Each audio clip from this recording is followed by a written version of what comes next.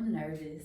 It's been so long. Hi, my name is Yana and welcome back to my channel. As you can see, things have changed just a little bit around here. I might look a little different in the face. I actually did overdraw my lips today, but I overdrew them today because when I smile, I tend to lose my top lip, and there's so much more to smile about now. So yeah, life update. It's been a long time. I haven't gotten on here since what, February? And when I got on here last, things were actually quite depressing. I was actually going through a lot of turmoil and yeah. So I wanted to get on here and let you guys know where I am now. Is life perfect yet? Hell no, it's not. But things are a lot better. All of my reservoirs, all of my reserves are a little bit more stacked now. I'm a little happier now, a little more paid now, a little wiser now, a little older now, a little sexier now, a little more confident now. I'm just in a different season, and I'm grateful for all of the lessons that the past year has brought me.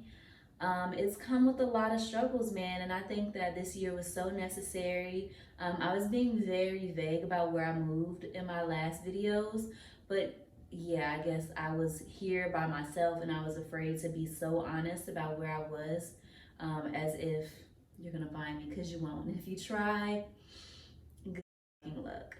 But yeah, I'm in Houston, Texas. I moved from Atlanta to Houston. Um, I said to be a full-time creative. I think that's what I expected life to end up unfolding like, or that's what my high hopes were, that I would get out here, find the motivation, find the drive to become a full-time creative. When in all actuality, I had deprived myself of all of the things that would have made it a lot simpler for me to achieve those things.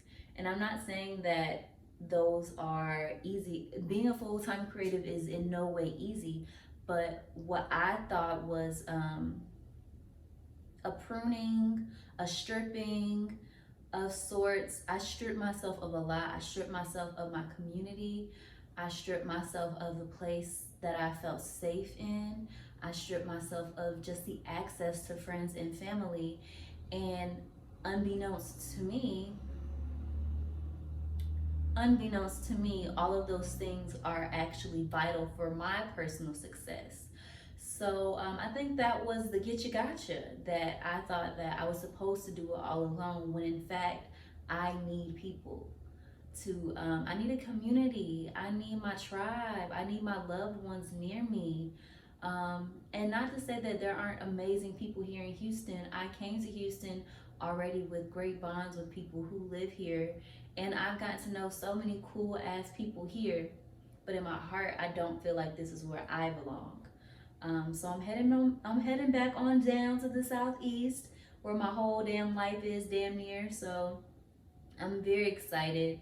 It's November 11th now. Sidebar, child. 11/11/2022. People are saying it's a portal. People are saying it's a chance to step in and really manifest and take agency over your own life. And I will say today has been a strange day so far. So yeah, God be with me, and let's just have a good day. You know what I'm saying? We're gonna hope and manifest, and we're just gonna create a good day for ourselves. How about that? So yeah, life is different now. I find myself feeling like a lot more of a grown lady these days, and figuring out what makes me feel good. You know, I used to think that I was a creative and I was artsy, so that meant I had to express myself in this offbeat manner. And what I've found for me personally, in this stage anyway, because it could be different tomorrow, but I'm enjoying. I know it's gonna sound cliche, but for me it's a real thing. Like, just presenting more feminine, and really tapping into my feminine nature, and letting myself feel pretty, and letting myself feel sexy, and romanticizing my life, right? Like, hella buzzwords here, but Some should be true. I don't know. Some should be true. I'm enjoying stepping more into my ladiness, the ladiness of it all. Um, love life, sex life, honestly non existent right now. But I think that this year was also a big year for changing a lot of how I view relationships, how I walk into them, what I will accept, what matters most to me in romantic dealings, and about letting go of past lovers. The one lover in particular that it's been a long time coming, and even though I don't get it right all the time, like let's just be real. I'd be like, I'm gone. I'm leaving your ass. I ain't never talking to you again. 2 months later, hey, what's going on? Can I see you? You know, and I'm getting better. I'm like 1.5 feet out the door. You know what I'm saying? And that's what I'm valuing. I'm choosing to see the positivity that, every time I'm getting closer and closer to leaving. Every time I'm doing better and better at my responses. Every time I'm getting less and less triggered by how he acts. You know what I'm saying? So I applaud me for that. And I just know that very soon it'll just I'll have my hands washed of it and we'll be all the way up out of that. But what I've come to realize for me in relationships is so important is respect.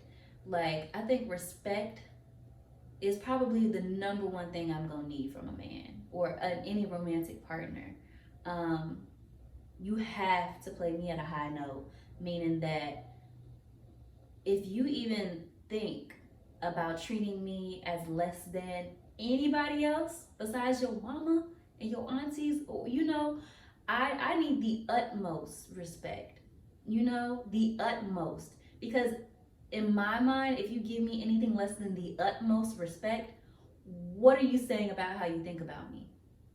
And I can't afford to have anybody around me that does not see me as a bright, shining, dazzling star. Because what? You're not going to treat me as a bright, shining, dazzling star.